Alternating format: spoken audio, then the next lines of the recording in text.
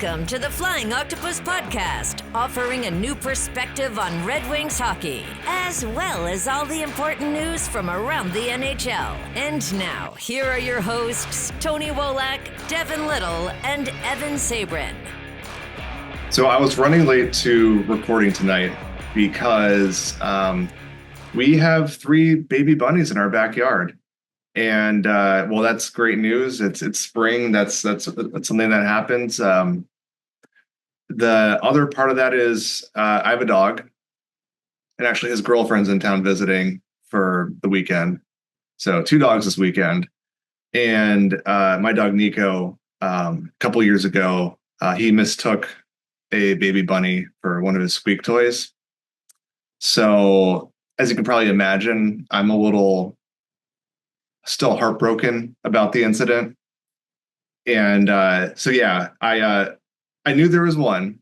So I went outside with him, just before recording, just to make sure that, no mischief took place. And I saw the bunny. He didn't. He's not very observant. It's fine. Like, he's a husky. He just does what he wants. But I shoot it under the porch, and all of a sudden I see Nico like focus on something and then just run towards the grill. And I was like, oh no. And I see 2 more come shooting out the other side. And I was like, oh no, not again. So I pick up my 60-pound dog, just pick him up like a baby, throw him up on the porch, and like, no, we're not doing that again. We're not repeating history. Shoo him inside. Like, there will be no more dead bunnies on my watch. So welcome to episode 34 of the Flying Octopus Podcast. I'm your host, Tony Wolak, joined always by my co-host, Devin Little. Devin, man, God, I feel like, we just narrowly avoided catastrophe there, I gotta say. What I'm going to say is that, man, I can't wait until the Red Wings are a playoff team, because then we'll have fun playoff stories to talk about, right? Yeah. Man, good luck to you this weekend, because boy, does it sound like you have your hands full. For sure. And when the Red Wings do finally make the playoffs, whenever that is, we'll probably be telling that story to the bunnies out there, their great grandchildren. So anyway, so in this week's episode, we're going to cover special teams, just a team evaluation of Detroit's power play and penalty kill from the year. For our player evaluations, kind of sticking on the same theme, covering Patrick Kane, Kasper, and Vladimir Tarasenko. Our draft prospect profile will be Carter Bear.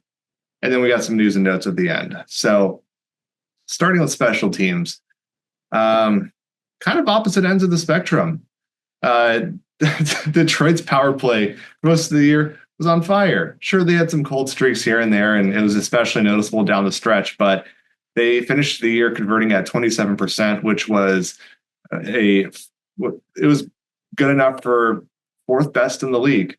And, for a team with playoff aspirations, that is exactly what you want to see. It was a nice little improvement from 23.1% the prior year. So, trending in the right direction there. But on the other side of things, the penalty kill was atrocious. And that was a common theme throughout the year. It was historically bad at some points, ended up at 70.1% kill rate, which is not very good. It was 79.6% the prior year. And it ranked 32nd in the league. It was dead last. So, Devin, we'll start with the power play. The Red Wings, constantly got lots of great looks. Their first power play unit of Moritz Seider up top, Patrick Kane and Lucas Raymond on the flanks, Dylan Larkin in the bumper role, then Alex DeBrincat near the net. They had outstanding chemistry throughout the year. And, for a team, again, like I said, for a team with playoffs aspirations, this was exactly the type of power play you want to see. Oh, absolutely. Kind of jumping ahead of myself here, but I'm going to repeat it again. If that penalty kill was even just average, I mean, this power play was enough to get this team where they wanted to go. few key things that I want to talk about when it comes to the power play. First being is that top unit, like you said, a lot of talent there. They very much this was Patrick Kane's second year with the Red Wings. That's a group that you saw they have chemistry now, and it's very clear, and that's how they were able to create so many chances and be so successful. They kind of just always knew where everybody was on the ice, and you were able to instinctually move the puck around and create chances that way. Now, having said that, their second unit had their moments, but generally was not the unit that was getting things done. Now, having said that, more often than not, they didn't really have the time to really get much done. I think that top unit probably played about 90 seconds of the 120 in a power play. And you'd put that second unit out there just to kind of sustain the last few moments of pressure. And I think that moving forward, you got to feel pretty confident because seemingly all of those guys are going to be coming back next year. Patrick Kane obviously doesn't have a new contract for next year, but by all accounts, it sure seems like that's where we're headed.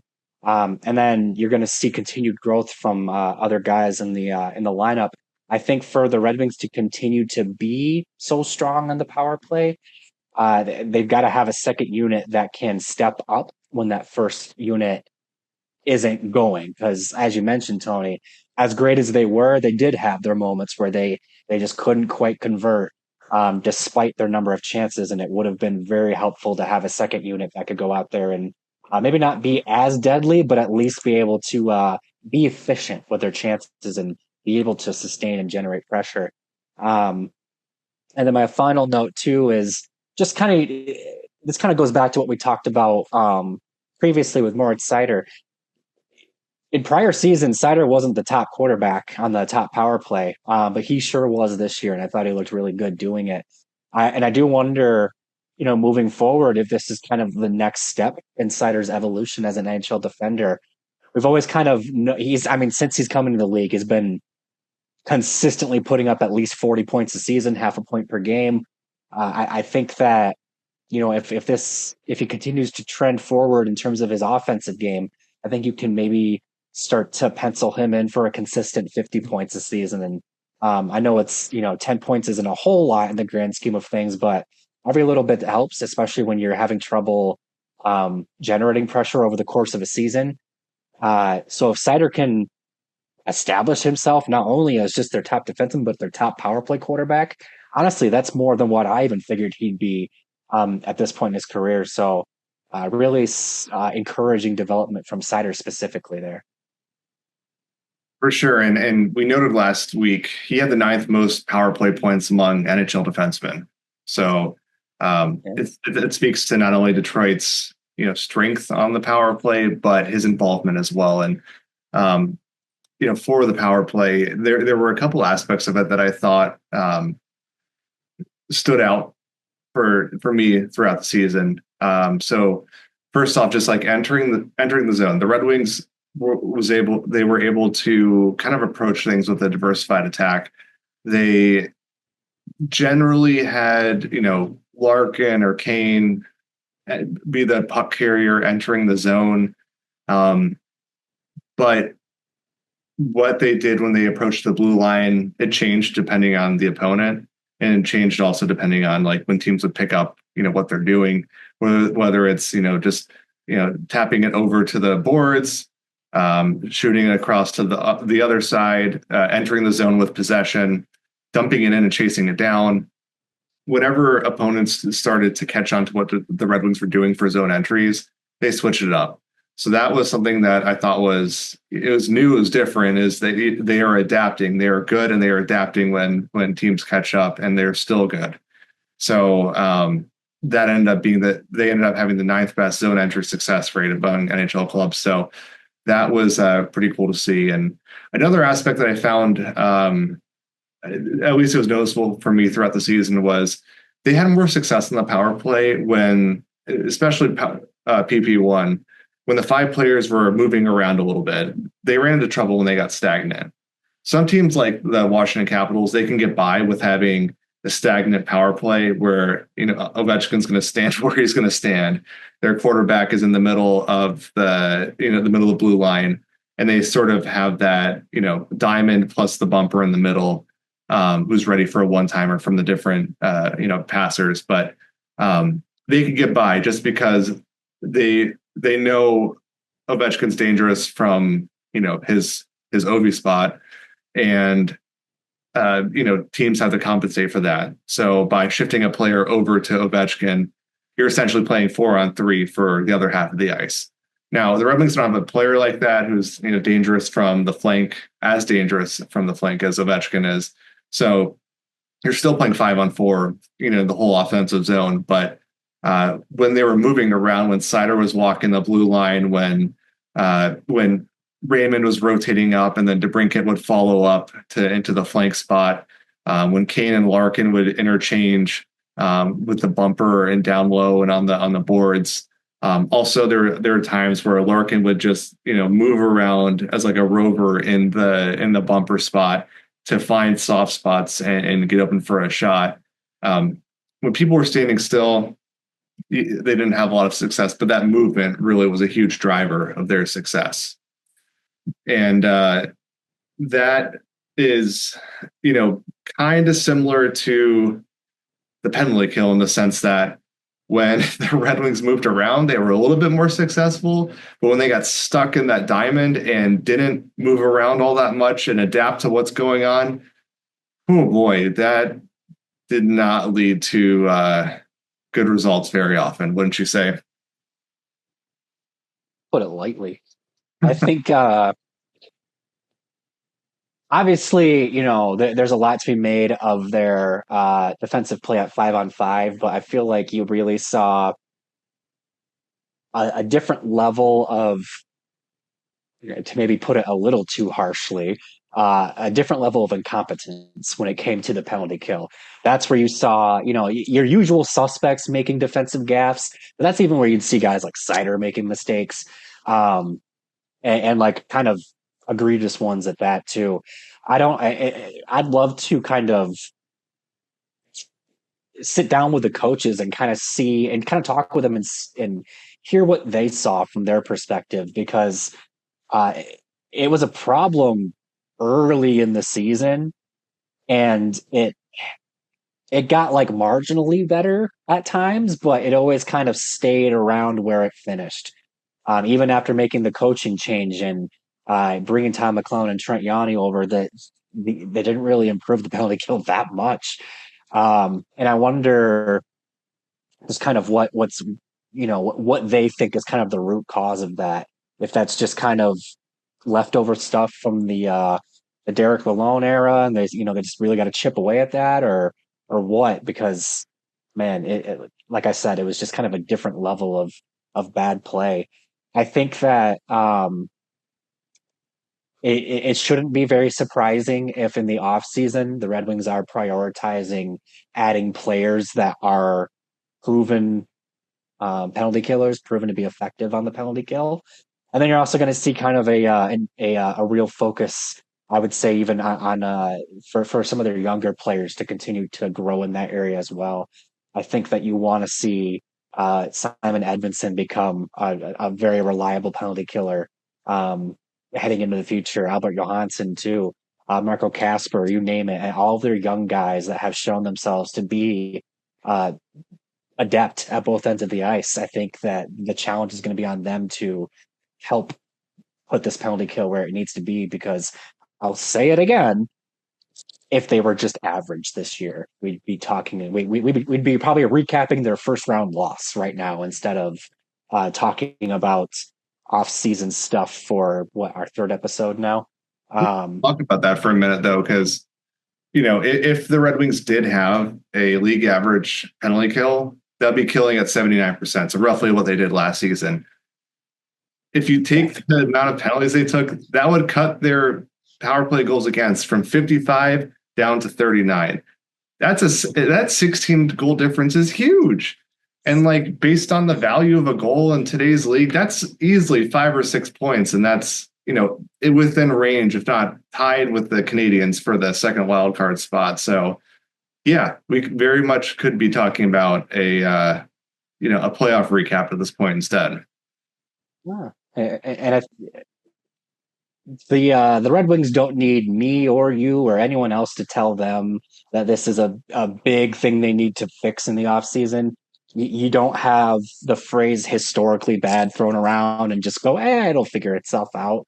But man, I really do think that there have been years where it's very clear that Steve Yzerman is targeting offense, and there's been other years where it's very clear that he's trying to target like veteran experience. I think this is going to be a year where, to be honest, I think he's going to be targeting a little bit of everything, but really specifically, got to improve the pounded kill, got to improve their defensive play, because ultimately, I do think that is what kind of tanked the season for them.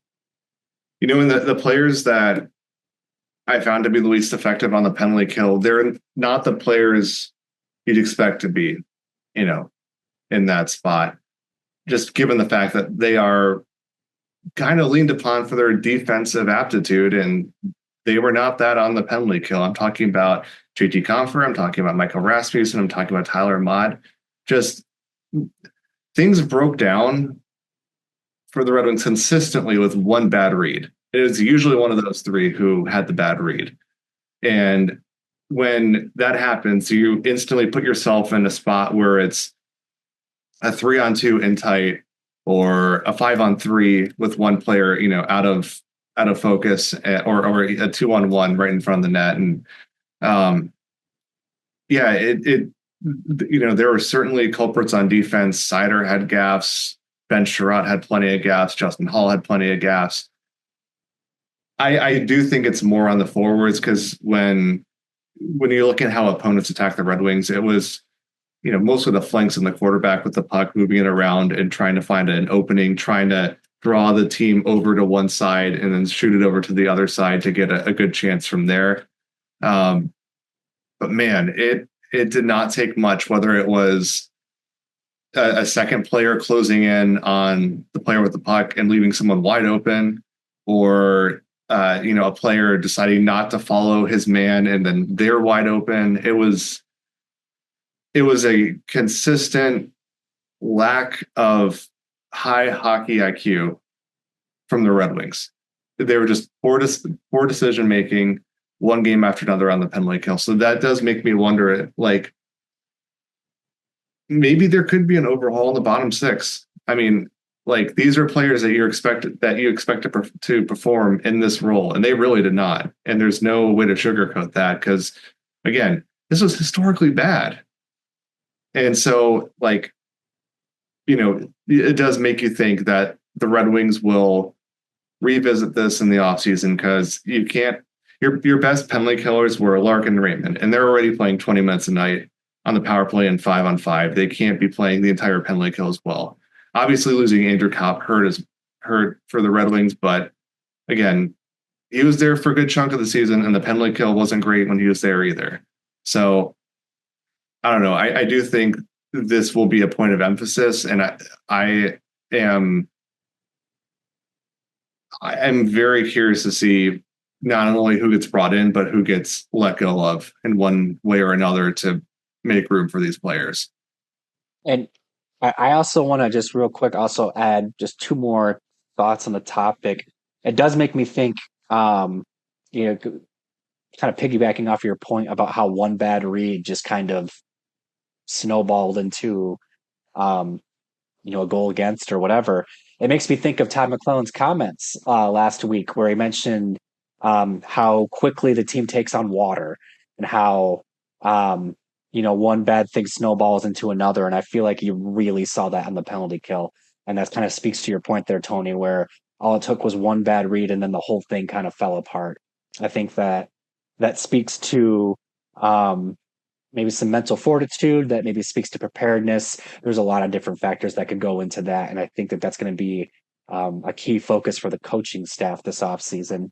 And then also, for what it's worth too, there are a lot of times where your best penalty killer is your goaltender. And there were many, many times where, for one reason or another, Cam Talbot or Alex Lyon or Ville Husso, Peter Mrazek, whoever it was, just couldn't make a darn save.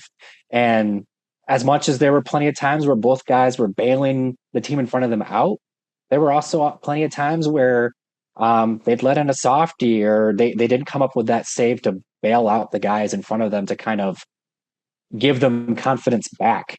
If you have a team that folds maybe a little too easily, that is its own problem, and you can't rely on the goalie to fix that.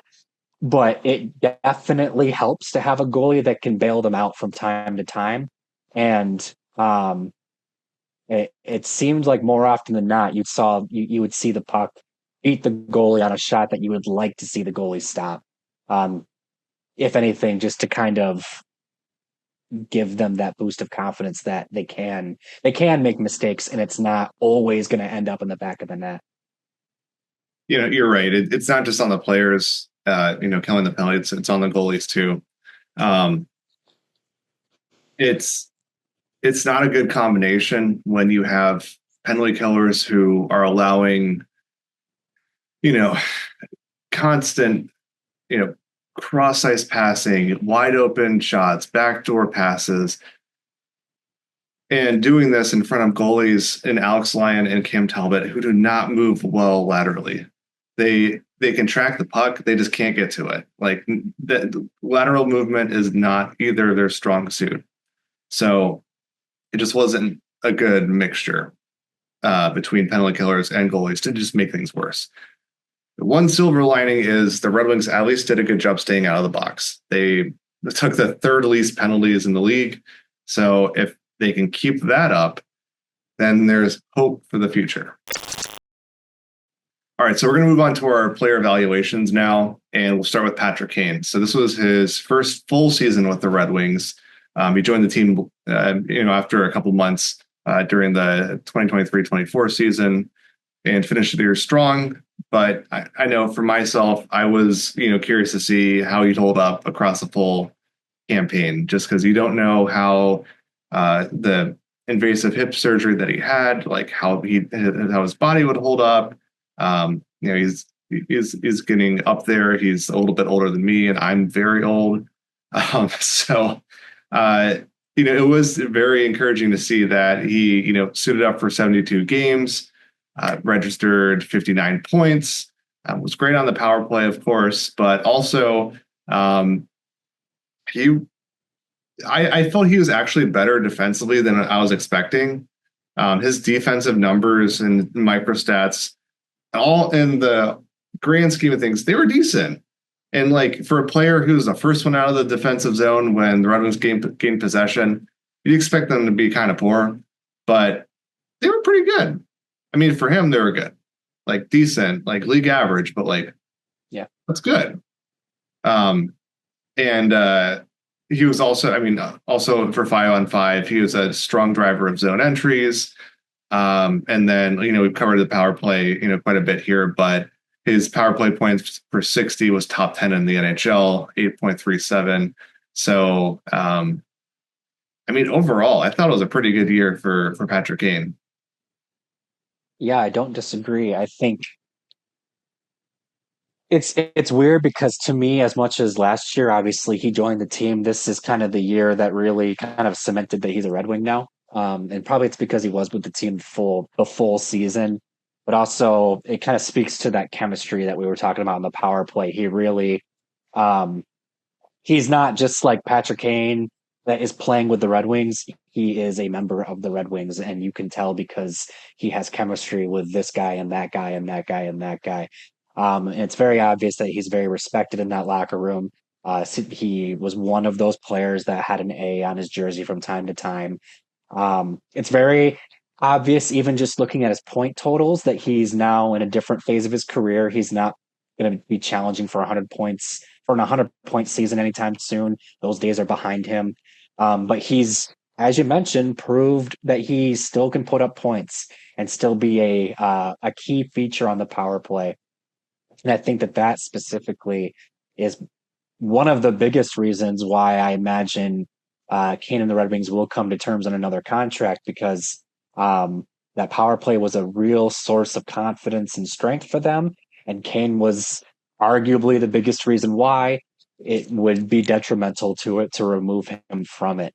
And for what it's worth, if next season goes the way everyone wants it to go and the Red Wings do end their playoff drought, I really, really think that Kane's experience from all those runs with the Blackhawks would be so important in that locker room. And as much as it's been important since he joined the Red Wings, just another level in the playoffs. It's one of those things where you kind of wish you could put him in a time machine, and you wish that the Red Wings had, 2016 Patrick Kane, but given where he's at in his career, I don't know that you can complain a whole lot. You even mentioned that like he's been better defensively than he was historically. Like he's doing everything you could ask for Patrick Kane to do for this team, and honestly, you could even argue he's doing even more than that. And when Patrick Kane had his media availability at the end of the season, certainly sounded like he was having a great time. Like obviously missing out on the playoffs, sucked, but like he was upbeat about playing for the Red Wings. Like he genuinely enjoyed the season and playing for McClellan, and he had, a lot of confidence looking into the future. So it's a little different from what we saw the prior off season. It was like more so, we'll see what happens. Hope to come back. Hope they want me back.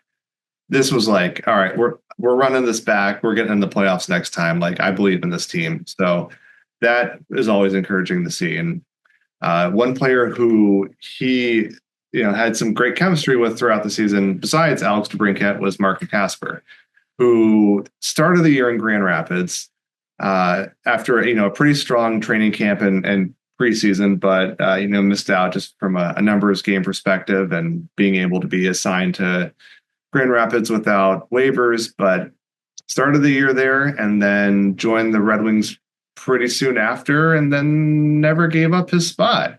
Ended up suiting up for 77 games, finished with 19 goals and 37 points. Devin, I know you were high on him. I do think he'll get some Calder votes, not a ton, but some, which is still great. But I think the Red Wings have their 2C moving forward in Kasper, no? I sure think so. And honestly, based on what we saw this year, I'm willing to say the sky's the limit for this kid. I'm really excited to see how he looks next season. 37 points in 77 games this year. One of those instances where that stat line normally wouldn't jump out at you, but all things considered, that's really, really good. I think that Kasper, obviously, he didn't let go of his roster spot, but he showed he belongs in this league, and he's not going anywhere. And I think that it was especially impressive to see him continue to play the game that he's played since he was a prospect. He's always been the type of player that wants to be engaged in the play and wants to be involved with every little aspect of it. He will go to the front of the net and take those stick checks from defensemen and try to, bang home the rebounds. He will forecheck. He will go along the boards and try to dig pucks out. That's one of the reasons why he was such a great fit on that line with DeBrincat and Kane, because he's willing to do the dirty work. As much as he does have some really, really solid offensive skill to be kind of a premier point producer, he's just as willing to be the junkyard dog that kind of pulls the line together. And let's also not overlook that period of time where he was the top line left wing next to Dylan Larkin and Lucas Freeman. Also looked really good in that role. Was basically playing the Tyler Bertuzzi role from 2 or 3 years ago. Again, just kind of doing the dirty work and creating space and letting the other guys do their thing. I kind of circle it back to where I started. I do think the sky's the limit for this kid. I do think you have him not even written in pencil. I think you write it in pen. He's going to be the second line center starting next season. And then where you go from there is ultimately up to him. It's funny. Again, so much talk about how the Red Wings manage their prospects and how they very rarely have a kid just immediately jump to the NHL or whatever. And you mentioned it. He didn't start this season in the NHL. He did play a few games with Grand Rapids, but very quickly was back in the NHL and did not yield his spot. So I think he's one of another example of the Red Wing way working. And I think that I try not to get ahead of myself here, but they picked him 8th overall back in 2022. And top 10 picks, you always are optimistic they're going to be a really good player. I think that they definitely got a really good player at 8th overall. They might have even gotten a stud because for his rookie season, Kasper really did bring a lot to this team that they were missing. And you can see that the upside is definitely there with this kid. And it wasn't just the offensive production either, because sometimes you see, kids come into the league and they, produce, but then when you look at their expected goals for percentage or their high danger chances percentage, they're on the negative. They're below 50% for those, and they're not playing the 200-foot game. That wasn't the case for Kasper. He was actually really good defensively for the Red Wings. So he ended up playing the 4th most minutes against league competition among all Red Wings forwards. And during that time, he had a positive chance share and goal share. So not only did he play against tough competition night after night, he did well against them. He had a positive impact in the D zone as well. Like all of his D zone microstats were looking good. And then you're right. The offensive side of the game was something that where, you knew there was going to be a little bit there. You weren't quite sure what the ceiling was going to be, but by the end of the season, he was a solid offensive driver at 5-on-5, both like goals, points, expected goals for, high danger chances for, rebounds created. He was a dependable player at both ends of the ice for the Red Wings. And that's, asking a lot and getting a lot from someone who started the year in Grand Rapids. So, we're going to fast forward to the fall.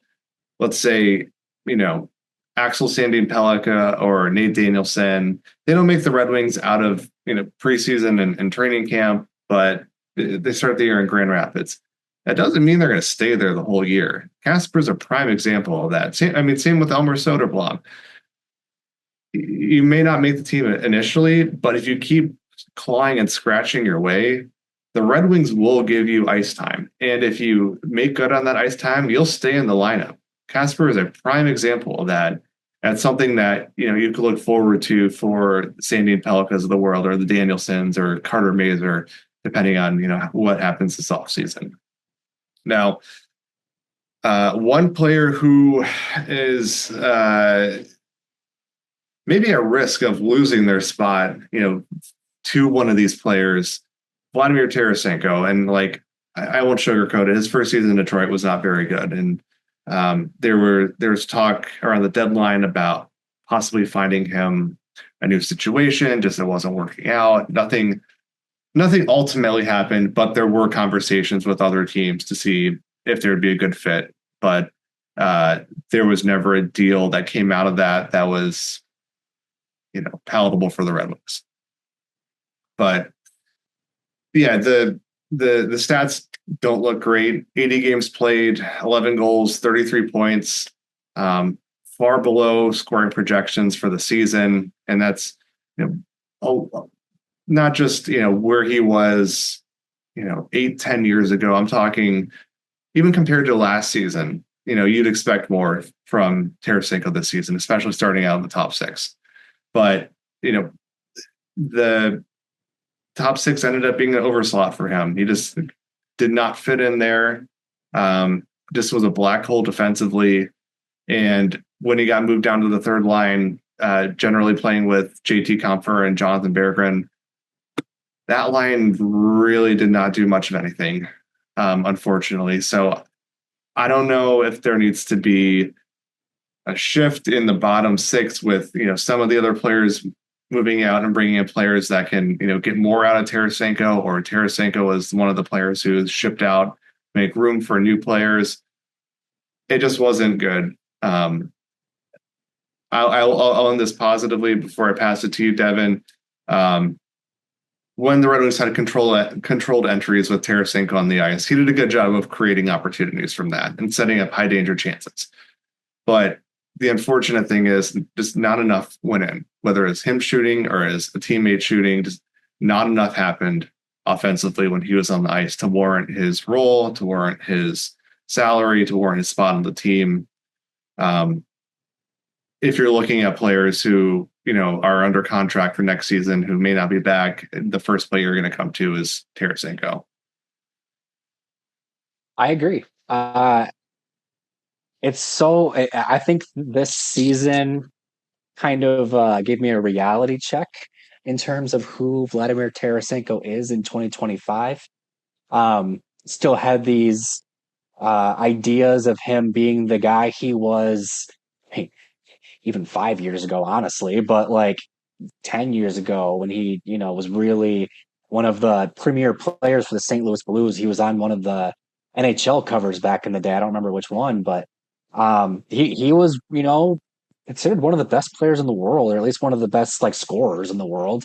And he's not that anymore. I think that's very, very evident. Big goal scorer by any means, but you'd hope at 20 should. Yeah.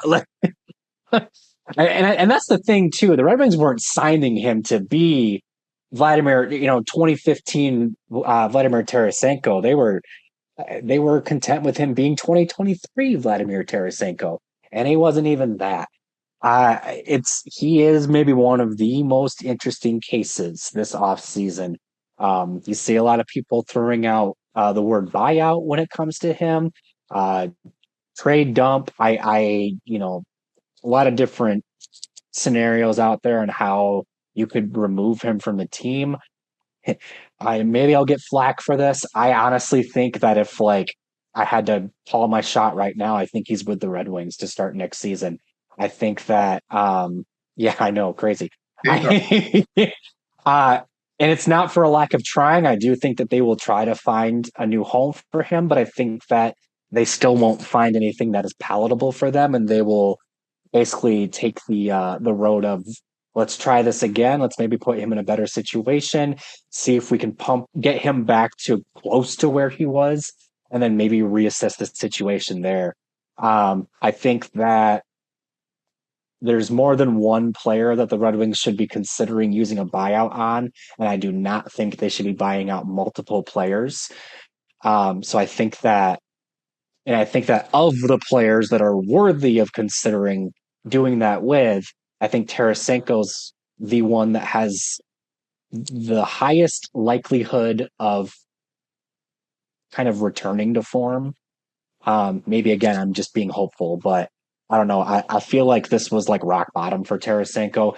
Maybe I'm wrong. Maybe he comes into next season and he's even worse. He can't even put up 20 points, but I have to imagine that he didn't like how this season went. I actually think it's fairly well publicized he didn't like how this season went. And it's pretty well publicized that the Red Wings didn't like how this season went either. So I think both sides want him to have a good 2025-26 season. And it's going to ultimately come down to what needs to happen to get him there. He's one of the, I talked about the power play and how the second unit rarely stepped up in relief of the top unit. Tarasenko is one of the reasons why. He's kind of expected to be like the shooter on that second unit. And when you only score 11 goals in a season, I'll tell you right now, you weren't scoring on the power play a whole lot. So, I just to kind of repeat myself here, Tarasenko is going to be an interesting name to watch this offseason. I do think he'll be a Red Wing in the fall, but I know I could definitely be wrong about that. I disagree. And it's not just here's the logic in my head. When I heard him and Todd McClellan just did not see eye to eye, and Tarasenko signed with the Red Wings when Derek Lalonde was the coach. Todd McClellan's definitely coming back next season. So that makes me think that either Tarasenko is going to not want to play for him and want to go find somewhere else that's better suited. There's a better situation with the coach, or, as we've discussed, McClellan's going to have a heavy hand in the roster shaping for next season. And if he already doesn't see eye to eye with someone on the team, he'll probably find a way to have them not be on the team. So that's my perspective on it. But you're right. He is without premier players to re-sign this offseason, like Larkin, Seider, Raymond. You're looking at Tarasenko as probably one of the most interesting players to watch as we get closer to the draft and free agency and such. All right, so now we're going to move on to our prospect profile for today's episode, and we're going to focus on Carter Bear for that. So, Devin, I know we've talked about Carter Bear a little bit behind the scenes. He seems like he'd be a good fit for the Red Wings based on just the Red Wings DNA when it comes to drafting, that culture, that persona, that the high compete, high IQ player with upside that they always target. He fits the description. Now, it's not in the same vein as someone like Nate Danielson or Marco Kasper. I think there's a little bit more offensive flair to Carter Bear, but tell me, what's your view on him? Carter Bear, if you've watched previous episodes and we've done that little game, that little this or that game, he both times he's been one that I kind of stop on. It's because when we talked about Jackson Smith, I mentioned it. I do think that there's a real opportunity for the Red Wings to solidify their defense for like the next decade. But Carter Bear is like the exact type of player that I think the Red Wings need to kind of round out their forward group. He, like you said, Tony, he very much embodies a lot of those Red Wing principles that they look for in players. High effort, high hockey IQ. You don't see him taking a shift off. And he's definitely willing to play at 100% at both ends of the ice. Does all of that, checks all those boxes. I know some of you will roll your eyes at it, but hey, if you like Marco Kasper, I don't know what to tell you. But Carter Bear is also, he's got some, what phrase do I want to use here? He's got that little bit of nasty to his game. He's willing to get in your face a little bit and piss you off. The Everett Silvertips, his team in the WHL, kind of like to play that style of hockey. They like to crash and bang and irritate their opponents. And Bear was kind of one of those players that embodied that identity and brought it to the team. I think that the Red Wings have been missing the type of player that does that since they traded Tyler Bertuzzi. David Perron was kind of that ilk as well, but obviously he's not around anymore. And I think that Bear, I mean, we talk about how Marco Kasper looked really good on that top line next to Larkin and Raymond because he was willing to do the dirty work and he also had skill to finish plays himself. Carter Bear is that type of player too. I think that the Red Wings could really use some nasty in their lineup. And I think that Carter Bear brings it. And honestly, I've seen some other media outlets compare him to Zach Hyman. I do like that comparison. I think he can be that type of player. But honestly, if he can be, just to kind of bring this back to the Red Wings, again, maybe not the best comparison, but if he can be a Brendan Shanahan type, the guy that is willing to throw down for his teammates, but also has the ability to put the puck in the net, the Red Wings need that type of player. And I think that that's why they will take a long, hard look at Carter Bear. Of all the prospects that are potentially in Detroit's range at 13, Carter Bear is probably my guy. And I know we talked about Jackson Smith being your guy, and obviously there's a lot more draft analysis that's going to take place between now and the 2025 draft. But for me, at least, it's it's the best total package you're going to get for the middle of the first round. Personally, I like the way he attacks the offensive zone. The decision making that I see from Bear, the way he just analyzes the defense in front of him and immediately comes to the right decision or the best decision to get a quality chance, whether that's him carrying it in, him finding an opponent, him being the shooter. He dissects the play really, really well from my perspective. And that lends itself to his strong hockey IQ. One of those traits that the Red Wings obviously care a lot about. So it's going back to what you said. It's not just the offensive zone play. He has that tenacity to be a strong defender for, a winger in the defensive zone. Can be a swarming player in the neutral zone as opponents are moving the puck up ice. I think he fits their DNA better than some of the other players, but that's just me. Now, I am curious, Devin. Bear, he played 56 games, so didn't quite finish the whole season. And I'll get to that in a minute, but he did register 40 goals, 42 assists, and 82 points. So a very solid draft year in the WHL. He did not finish the year because he suffered a lacerated Achilles. And I know for some, draft experts, that may push him a little further down in the draft just because there's a little bit of risk there. I'm curious, do you think that's a concern for you, for Carter Bear? It's not a concern, but it doesn't overshadow him, I guess is probably the best way to put it. Anytime you talk about an Achilles, that's not a fun injury to have to battle through.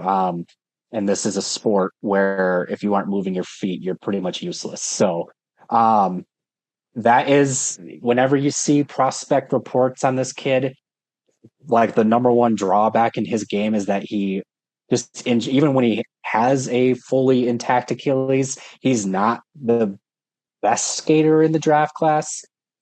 He's not a horrible skater by any means, but he's not a speed demon. He's not going to be winning any skating competitions anytime soon.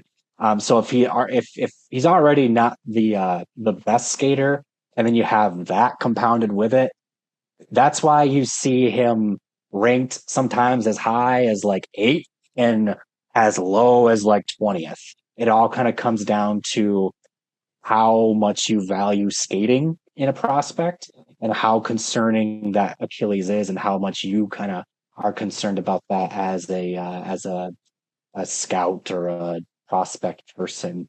I do think it's something you have to keep in mind, but all reports say he's going to heal up fine and he should be, back to 100% by the fall. So I don't think, like I said, I don't think you can let it overshadow him as a prospect. He has too many other things in his toolkit to overlook it, but it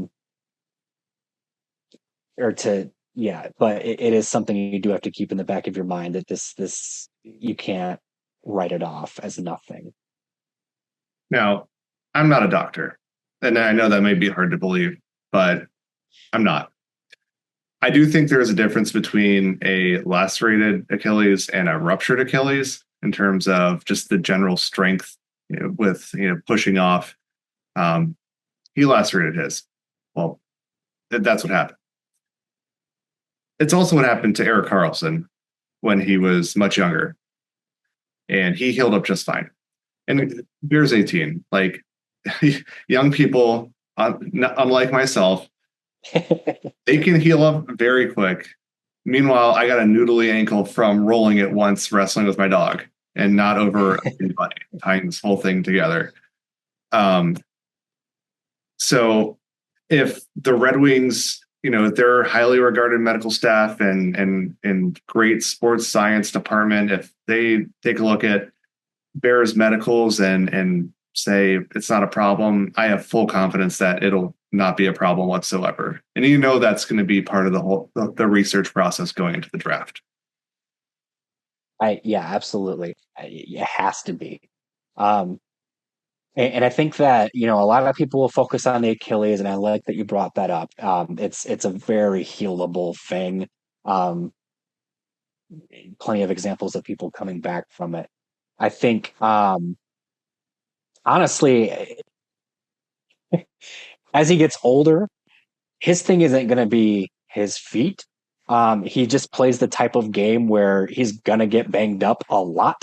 And over time, the body can only handle that so much. But we're talking about an 18-year-old. That's the type of stuff you aren't really worried about until they're getting into their late 20s and early 30s. So we'll cross that bridge when we get there. For me, I do want to throw one more thing out too. Bear's one of those players in the draft that I think has a very, and this kind of speaks to why he's ranked all over the place. I think he has a high range of outcomes in terms of what he might become at the NHL. I think ceiling, he's like a top 6 Matthew Tkachuk type, honestly. And boy, would the Red Wings be like, that would be the ideal addition to the Red Wings core, really. But I also think that his floor is like kind of just a physical bottom sixer that can chip in every so often. Maybe like a Darren McCarty. I mean, that would be welcome too. Just maybe not as much as a Matthew Tkachuk type. But I do think that he's going to be a player. I think he will play in the NHL, and I think that especially when you're picking outside the top 10, and you're at this stage in a rebuild, if you're making the pick, you got to get a player. And I think that if they decide to pick Carter Bear, they will definitely get a player. And we've seen plenty of evidence to this point that the Red Wings development philosophy and how they handle their prospects, it works. Whether they become really good pros at this level, that level, that level, they do develop their prospects well. And if they're picking Bear at 13th overall, got to think they'll turn him into a player of some quality.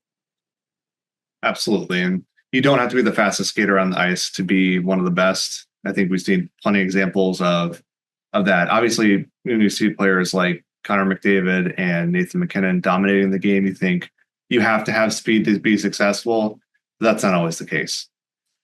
So with that, we'll move to our this or that section. And Devin, bunch of quick hitters here. Which player would you prefer at the Red Wings draft? Carter Bear or Keshawn Atchison?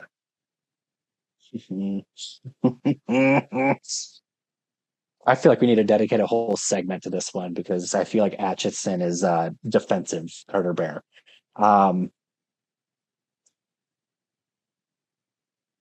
Based on my philosophy of why I like Jackson Smith and what he would do to their prospect pool, I'm going to say Atchison, but like ever so slightly.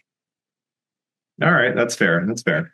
How about Carter Bear or Cole Rushney? Carter Bear. All right. Carter Bear or Justin Carbonneau? Carter Bear. Seen a lot of mock drafts mock Carbonneau to the Red Wings, so that will be interesting. Absolutely. Road here. And then lastly, Carter Bear or Radim Murtka? This is one where I will say Carter Bear. Oh. 3 out of 4 ain't bad. Absolutely. All right, so we'll close out today's episode with some news and notes from around the league and the organization. So first off, I know you and I, Devin, we were both a little bothered to see the news that FanDuel Sports is letting go of Trevor Thompson and Mickey York. Two guys have been around the Detroit sports scene for a long, long time. And, Trevor Thompson in particular, I've always been a huge fan of him. He's always been a pro's pro and has added a lot of value to the broadcast over the years. And actually saw him and chatted with him for a minute when the Red Wings were in DC, back in March. But great guy to have around the rink. It's just unfortunate that it seems like it was a cost-cutting move to let him go. So it'll be interesting to see how they fill his shoes next year. And other news, this has been reported on, and we've discussed this a little bit in the past, but more news came out about Isaac Howard in the Tampa Bay Lightning. He will not be signing with the Lightning. Devin, I know you're high on him, potential trade target for the Red Wings. So we'll see what happens there. But at the very least, if he's wants to sign somewhere as a free agent, Tampa Bay will get a compensatory second-round pick. But if a team wants to trade for him and sign him before that, they'll have to offer Julian Breezewell probably a little bit more than that, right? Oh, yeah. The Utah Hockey Club is no more, and they are the Utah Mammoth now. Devin, what do you think of their logo and name choice? Well, after the whole Yeti fiasco that never was, honestly, I think they landed in a pretty good spot. I think that my only real issue, well, I have two small issues with it. One being that it's one mammoth. I feel like they could have gone plural with that. And then I also feel like they did miss an opportunity to put some purple in their branding. Utah Jazz obviously have the purple is pretty prominent in their branding. I think purple's a color that, especially since the Ducks dropped Mighty from their branding, purple's kind of faded away from the NHL, and I think that this was an opportunity to get some purple back in the league, and unfortunately not. Having said that, I do like their colors. I thought just their Utah jerseys this year looked really nice, and now that they have an actual logo and an actual name, I like what they got going on there. I feel like that's a good brand and a good name that the fans over in Utah will be able to get behind and get their tusks up or whatever the thing is over there now. Yeah, I like the name. I think it's fine. It's Mammoth singular. I don't have a problem with that. It's fine. I think the color scheme's a little safe, but I'm sure they will have a powder blue alternate in the future, which could look real crisp. So we'll see how that turns out. Lastly, to no one's surprise, Nicklas Lidstrom was named to the NHL quarter century team. Again, to no one's surprise, one of the best defensemen to ever play the game. Yeah. Not just one of the greatest players to play the game, but the perfect human, right? I think if they did a quarter century team and Nick Lidstrom wasn't on it, it would be invalid. He's very, very. I mean, you already make the argument he's the best defenseman to ever play the game, but he's at this point the best defenseman to play this quarter century at the very least, right? And I hope there's no Boston Bruins fans listening to that. Oh, Bobby Orr and Ray Bork, they're way better. No, that it's true. One of the best defensemen to ever play the game, and valid recognition for his all his great years in Detroit. First European captain to hoist the Stanley Cup too. Absolutely. All right, and that'll close us out for episode 34 of the Flying Octopus Podcast. I've been your host, Tony Wolak, and this has been Devin Little, and we'll see you next week. Thanks for listening to the Flying Octopus Podcast. Follow us on YouTube at the Flying Octopus channel and Twitter at Flying Octopod.